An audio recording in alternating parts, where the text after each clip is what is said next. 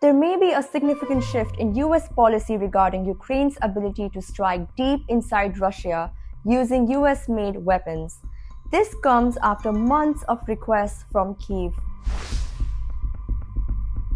President Joe Biden hinted at a potential change when asked if he would lift restrictions on Ukraine's use of US-made weapons.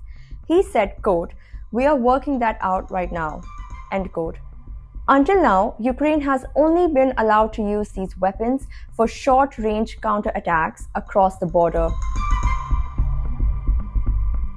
US Secretary of State Antony Blinken also indicated a change may be coming.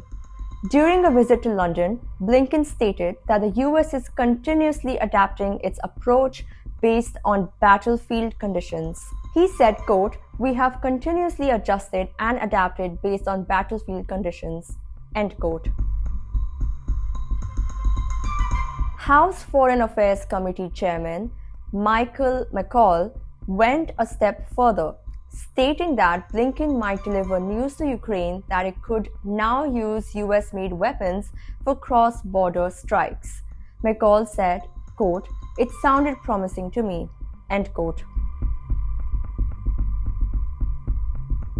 Meanwhile, Russian President Putin issued a warning on Thursday.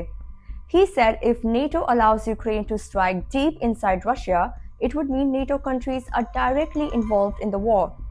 He warned, quote, "This is not a question of allowing the Ukrainian regime to strike Russia with these weapons or not. It is a question of deciding whether or not NATO countries are directly involved in a military conflict," end quote. Western weapons have been used since the start of the war to target Russian ships, tanks, planes, and artillery. NATO has also provided Ukraine with target coordinates.